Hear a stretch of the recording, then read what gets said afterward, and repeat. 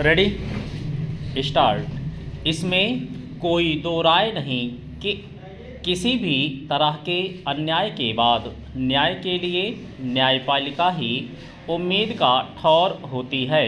अदालतों में बैठे न्यायाधीश यह सुनिश्चित करते हैं कि पीड़ित पक्ष के साथ इंसाफ हो, मगर कई बार ऐसे मामले भी चर्चा और चिंता का कारण बने हैं जिनमें महिलाओं के खिलाफ अपराधों से जुड़े मुकदमों में किसी जज की टिप्पणी या उनके फैसले को न्याय की अवधारणा पर पूर्वाग्रह हावी होने के तौर पर देखा गया। इस क्रम में कानूनी प्रावधानों की व्याख्या करते हुए जो कहा गया उसमें संवेदनशीलता का अभाव नज़र आया। शायद यही वजह है कि पिछले हफ्ते सुप्रीम कोर्ट को जजों के दृष्टिकोण में ज़रूरी संवेदनशीलता विकसित करने के लिए अलग से प्रयास करने पर जोर देना पड़ा। शीर्ष अदालत की पीठ ने स्पष्ट रूप से कहा कि न्यायपालिका के सदस्यों ने दृष्टिकोण के साथ ही अदालती प्रक्रियाओं को अंतर्निहित संवेदनशीलता और विवेक विकसित करने के लिए कदम उठाने की ज़रूरत है।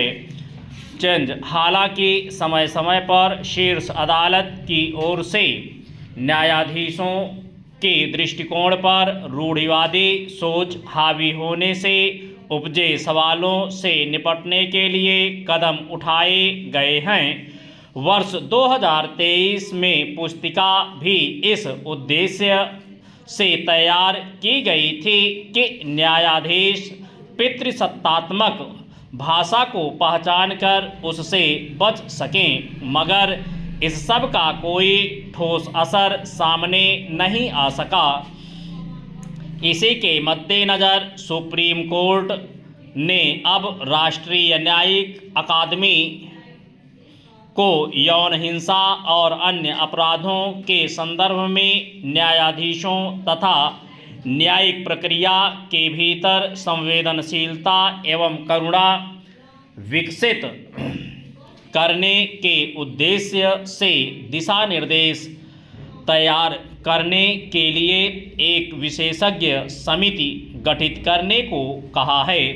जाहिर है, शीर्ष अदालत का निर्देश यह सुनिश्चित करने के मकसद से है कि जज महिलाओं के विरुद्ध अपराधों और ख़ास तौर पर यौन हिंसा के मामलों में पूर्व संवेदनशीलता के साथ सुनवाई करें। उनके फैसलों पर सामाजिक भेदभाव या पूर्वाग्रहों पर बनी धारणाओं की छाया नहीं दिखे। निश्चित रूप से सुप्रीम कोर्ट की इस पहल में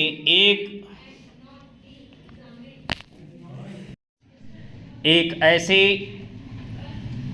समस्या की पहचान कर उसे रेखांकित किया गया है जिसकी आमतौर पर अनदेखी की जाती है, लेकिन कई फैसलों पर उसका असर देखा जाता है। चेंज। दरअसल महिलाओं के खिलाफ यौन हिंसा से जुड़े मामलों में कई बार सामाजिक अवधारणाओं पर पितृसत्तात्मक सोच से संचालित मानसिकता हावी होती है, जबकि अदालतों में न्यायाधीशों से यह उम्मीद की जाती है कि वे इस तरह के पूर्वाग्रहों से मुक्त होकर कानून की व्याख्या करते हुए समाज में प्रचलित आम मानसिकता, उसके आधार पर बनने वाली धारणाएं और उसमें महिलाओं की वास्तविक स्थिति को ध्यान में रखेंगे।